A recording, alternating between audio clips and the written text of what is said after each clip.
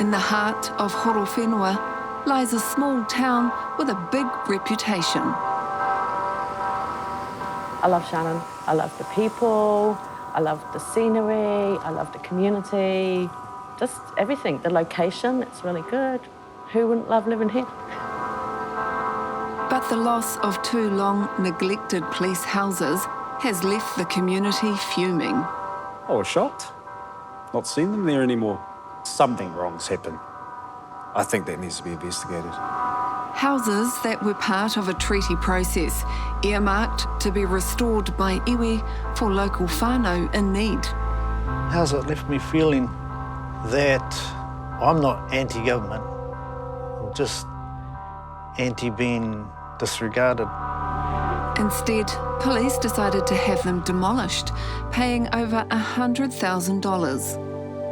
That particular job was just over $138,000. But rather than being demolished, the houses were quietly on-sold into private ownership. This one was about 60 or 70 grand, I think. We set out to ask government agencies and stakeholding ministers what went wrong, and we uncover just how much state-owned housing stock across Aotearoa is sitting empty. Does that shock you? It's just a waste. I mean, bottom line, it's just a waste. While whānau across Aotearoa are in need of a place to call home, the case of Shannon's police houses raises important questions. How is the government handling state-owned houses in the midst of a housing crisis? And what's the cost to mana whenua and the community of this rohe? Ka te rohea e mata.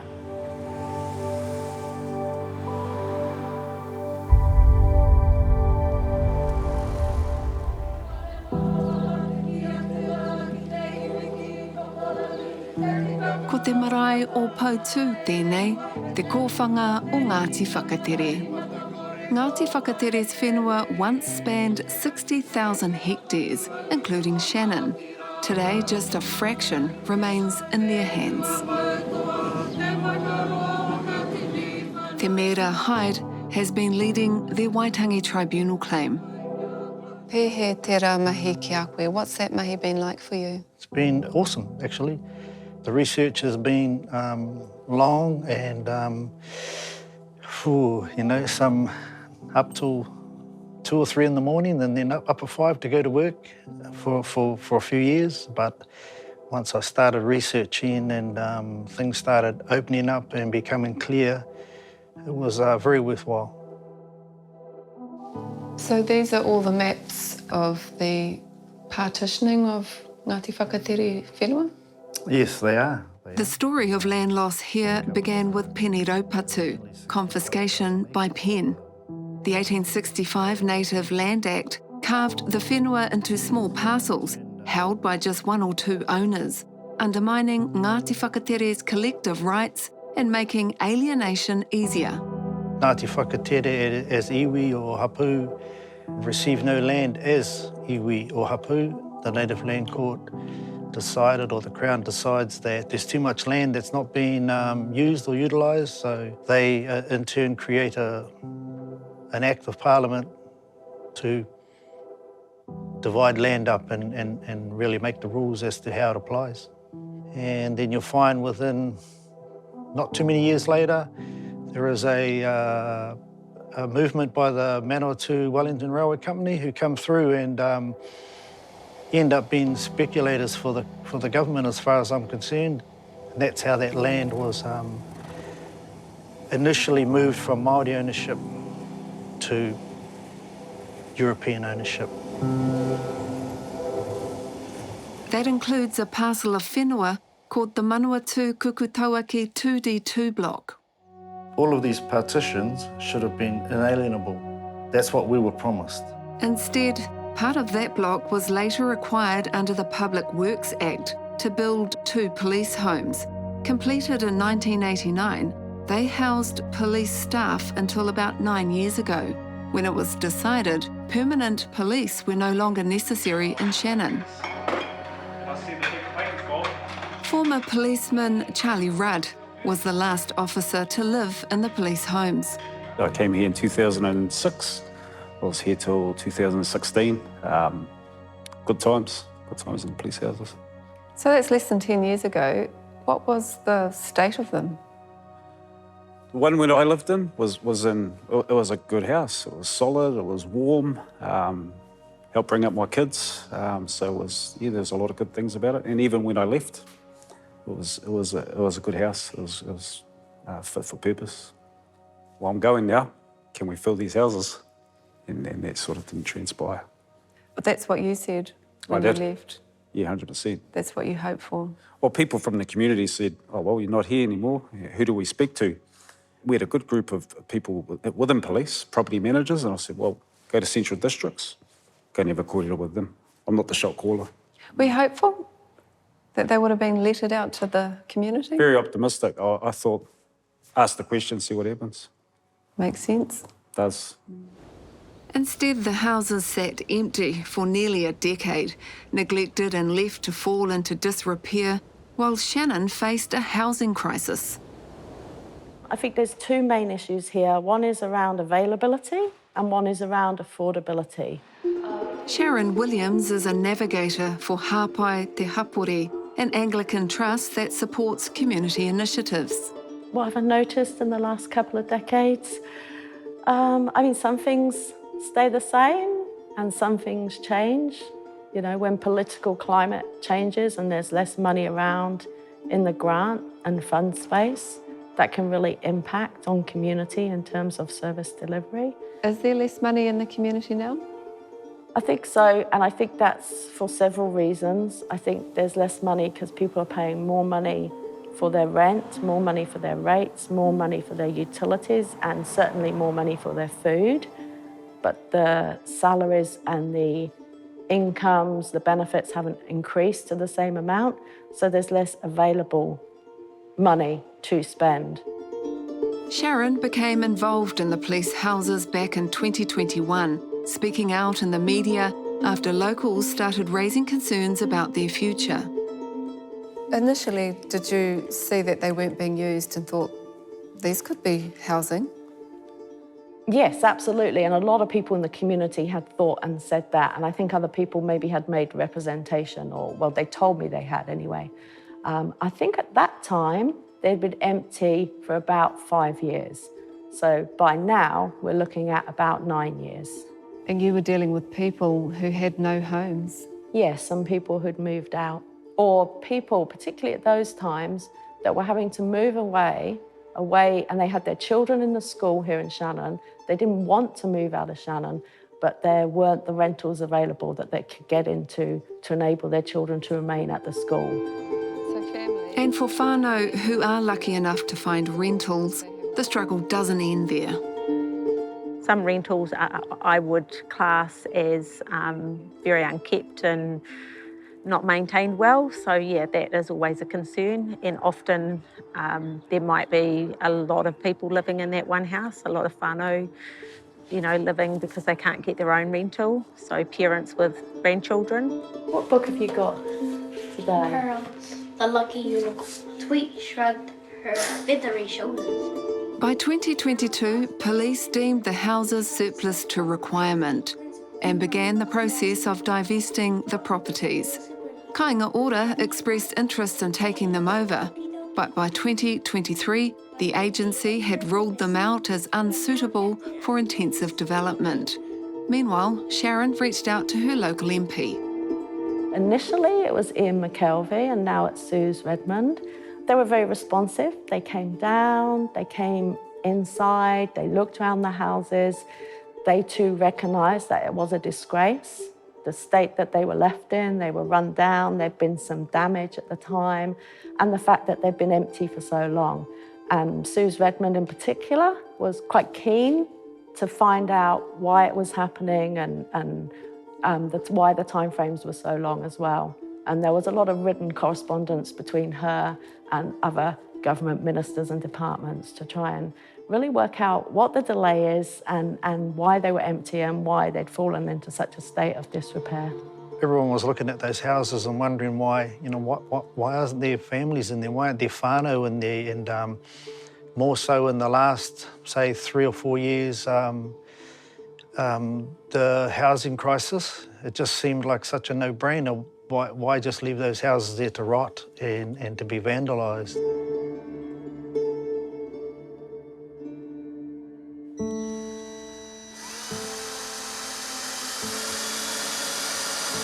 Come out now.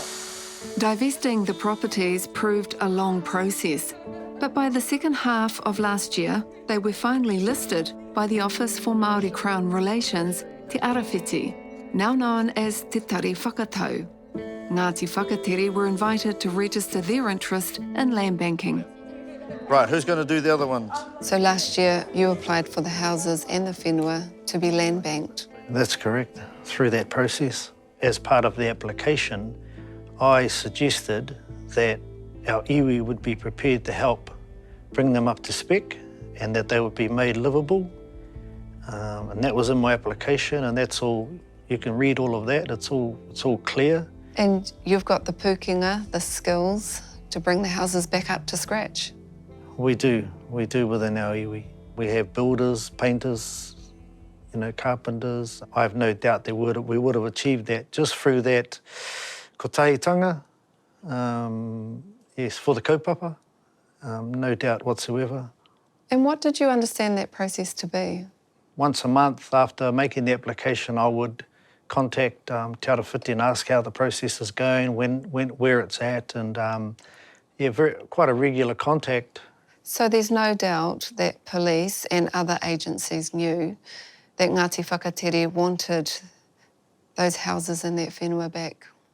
No doubt whatsoever, because the application stated clearly the grounds for the land banking. Is there any way that Te Arawhiti, now Te Tari Whakatau, didn't know? No, there's no doubt that they didn't know. They knew very well that we had an application, and I have all the documentation to prove that. But 6 months after lodging his application, the houses were removed without any notification. How did you find out the houses were being removed? Well, someone came to visit our house, just purely a visit, and just come out right and said, "Hey, look, guys, do you know that those police houses have been moved?" And I'm like, "You're joking." And I just jumped in my car, come straight up here, never looked. And here they were, taking them away, and did you have a chat with them? Well, when I got here, there was one already gone, and it was moved down the road. I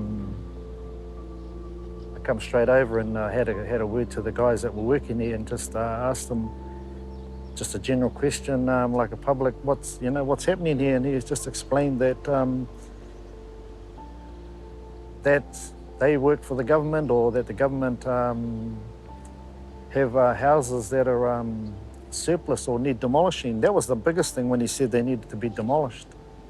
And but he said to me that it was quite expensive, or to find a place that would allow them to put all this waste in. And so he said to me that there's a crowd of people who are house movers that they regularly have contact with, and they said then that they have a list of prospective buyers. So they told me they were on selling them to this other crowd.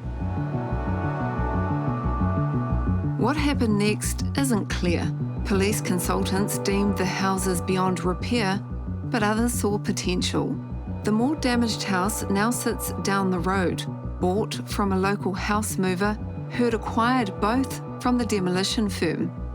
The demo company says no money changed hands, but off camera, the removal crew told us otherwise. The other one's sitting in our yard. Oh, yeah. We've got a lot of broken windows and whatnot that we're getting fixed at the moment. We've got a block of land over in Pāho that one might eat up on. Oh, yeah. Do your house like this cost much? This one was about 60 or 70 grand, I think. We bought them off, ended up shifting and selling them. The demolition company maintains they weren't on-sold, and to be clear, none of these companies involved have acted improperly. But it does raise the question, how did police cut across a treaty land banking process, remove homes wanted by iwi and the community, all while paying a property consultancy to oversee it at the expense of the taxpayer? Police Director of Property and Fleet, Brian Yanko. We had our property agent engage with Te Tari Whakatere, who advised us at that point that an application had been made for the homes at that point. So we were aware that the mechanism was there, and really what drew the attention back to the home was obviously the concerns that the neighbours had. The homes were sitting there, it was going to go through that process. The neighbours had obviously raised these concerns around the health and safety risks on the homes. And so we obviously, again, looked at saying, well, what do we do with this property to obviously make it safe and suitable? Were these homes actually at a stage where anybody, whether it was iwi or ourselves, could do anything with these homes to bring them back to scratch? And from the information we received, we felt that no, they were just too past and too derelict to do anything with. So in terms of the process, it was confirmed by Te Tari Whakatau in October last year that the houses were safe in the land bank for the Māori protection mechanism. And then in May this year, house moving trucks turned up and took the houses away. If I just go back to that decision that was made, police informed Te Tari Whakatau that what we were thinking of doing in regards to the property. And obviously I think there may have been some engagement with the iwi on that. What we, and what I feel, and I personally take ownership around is the assumptions that were made that had sort of done its circle with iwi. They were aware of it, and that it was okay for us to push on and do that. That wasn't correct, and I think there was an incorrect assumption. Why would you assume that? Based on what? Why would you assume that? Based on the fact that we'd obviously made the contact. So the relationship with iwi was with Te Tari Whakatau. And the information that came back to me was obviously the engagement had been made with them. There was a time pressure that was on it as well in terms of the funding that we had was end of financial year. There was stuff we had to get done before the end of the financial year. And I think, it was an incorrect assumption that was made. And it's something we own, and it's that there should have been that more engagement. There should have been that making sure things had come back from iwi, because I think, the korero that would have probably come out of that would have obviously, they could have shared with us around what they intended to do. It wasn't a great urgency in terms of we would have loved to work with them and obviously seen what their goal was to utilise these homes and obviously work with them on that. And obviously it was something that was missed through that assumption. We wanted to ask Te Tari Whakatau how that assumption came about, what engagement they'd had with police over the demolition plans, and why that information wasn't shared with Ngāti Whakatere. They declined to be interviewed, but in an email they said, "We provided advice to police's property agent about the process that needed to be followed due to the land banking applications for those two properties. We also asked that they notify us if they decided to remove the houses so we could let the applicant know before any work commenced. Ultimately, we did not proactively inform the applicant that the houses were being removed because we were unaware of this ourselves." And it appears police only became aware of the houses being on-sold instead of demolished after the iwi and locals began asking questions. How much does it cost to employ a company to come in and take these houses away for demolition? That particular job was just over 138,000. 138,000? Correct. Do you know what happened to the houses? I do now. As it happens, I got hold of the project manager and said, "Can you tell me what you did with these homes? Were they pulled down?" And I was responded to the following morning and advised that one of the homes they had found a builder that wanted to take on the mammoth tasks of trying to bring this home back, and they had removed that home from the property. And I believe that part of the other home was able to be saved, and I think that was also removed. And again, that was a complete surprise to us, as we thought they had been demolished and removed.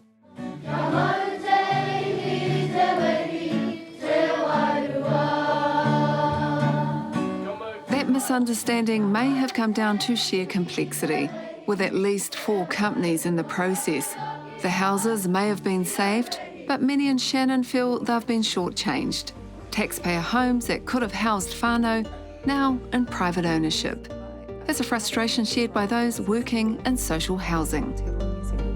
We need to have an approach from government that everyone is committed to the homeless mahi, and where there are gaps, that actually someone uses them. Community Housing Aotearoa, all the other housing providers are there to support, and there's definitely people we could put into properties if we knew they were vacant. We just need to be engaged in the conversation. Do you think it's a problem, government houses that are sitting idle, other than Kāinga Ora? Obviously, Kāinga Ora's job is to look after, to house people. But other than that, there's a whole network of agencies that has assets. Yeah. Would you expect those to be being used? Absolutely, I would. You know, this government, this coalition government, is looking for efficiency and effectiveness. It's simply inefficient and ineffective not to utilise all the assets that they have at the portfolio to actually benefit homeless or those in need. To see how widespread the problem is, Mata contacted a range of government agencies. Across the public sector, hundreds of state-owned houses sit empty, even as families wait for homes. That includes Land Information New Zealand with 175 vacant houses and 24 earmarked for demolition. The Ministry of Education has 89 sitting empty, police 52 vacant homes, many in small towns like Shannon and Wairoa. Corrections 5 empty, Oranga Tamariki 6 empty, 1 set up for demolition. Fire and emergency 4 empty, and MB 7 portable homes and 29 cabins sitting idle, held for civil defence use. That's at least 400 publicly owned homes standing empty across Aotearoa, and it doesn't include Kāinga Ora housing. It's just a waste. I mean, bottom line, it's just a waste. The more homes that we can have actually habited, help us. Why would we have homeless if we've got a place that we could house them? I'll find the spot X. Well done. How has all of this left you feeling? How's it left me feeling? That the government is still the government, and they act. You know, they can be good one day and bad the next day.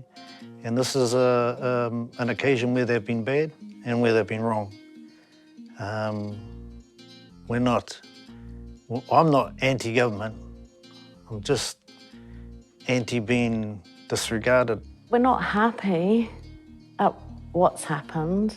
We're not happy about the way that the iwi have been treated, especially in the process. And we need housing here in Shannon. We need available housing. We need affordable housing. And we need the iwi to be respected and due process to be followed. The property was declared surplus by police and went through statutory and policy clearances. It's over a year now since Ngāti Whakatere lodged its land banking application. Police organised for the properties to be demolished without our knowledge of Te Tari Whakatau. This was unfortunate and should not have occurred given policy on this matter. In May, they received an apology from Te Tari Whakatau about the houses. We apologise to you for what has occurred.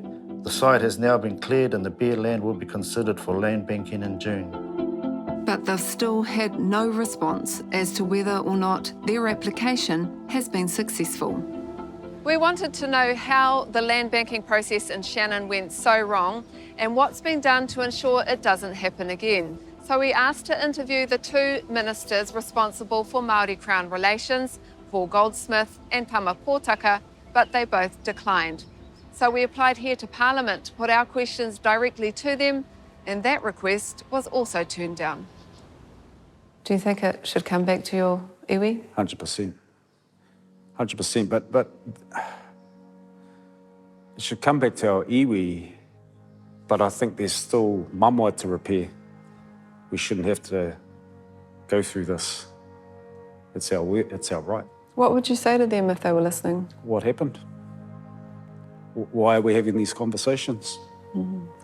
We're following your process. You've let us down. How do we remedy this? Tēnā koe. Kia ora. Te Tari Whakatau has told Mata a decision about Ngāti Whakatere's land banking application will be made soon. Do you have hope for a positive future with the Crown? We're always hopeful. Well, we're looking for tino rangatiratanga, put it that way. And we know who we are, we know where we are, and we have whānau that know where we should be going. Prosperity, tino rangatiratanga, kotahitanga.